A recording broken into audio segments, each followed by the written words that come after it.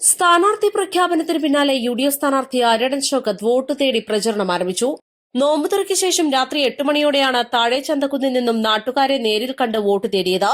പേര് ചൊല്ലി വിളിച്ച് പരിചയം പുതുക്കിയും സൌഹൃദം പങ്കുവച്ചുമായിരുന്നു വോട്ടഭ്യർത്ഥന.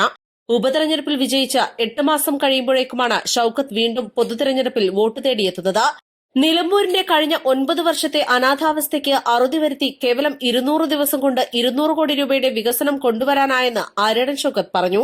ജനങ്ങളുടെ പ്രശ്നങ്ങൾ അറിഞ്ഞ് അവയ്ക്ക് പരിഹാരം തേടാനാണ് പരിശ്രമിച്ചത്. എല്ലാവരുടെയും ഭാഗത്തുനിന്ന് രാഷ്ട്രീയത്തിന് അതീതമായ പിന്തുണയാണ് ലഭിക്കുന്നത്. റെക്കോർഡ് ഭൂരിപക്ഷത്തിന് നിലമ്പൂരിൽ വിജയിക്കാനാകുമെന്നും വ്യക്തമാക്കി. താഴെ ചന്തക്കുന്നിലെ തുണിക്കട, ചന്തക്കുന്ന്, വെളിയന്തോട് വരെ കടകളിലും മറ്റും കയറി വോട്ട് തേടി.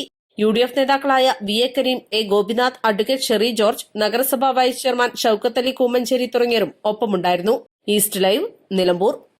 വെഡിംഗ് ആഭരണങ്ങൾ, ലൈറ്റ് വെയ്റ്റ് ഡെയിലി വെയർ ആഭരണങ്ങൾ, ഡയമണ്ട് ആഭരണങ്ങൾ എന്നിവ ഏറ്റവും കുറഞ്ഞ പണിക്കൂലിയിൽ നിങ്ങൾക്ക് സ്വന്തമാക്കാം. Haya gold and diamonds, Bandoor and Elankur.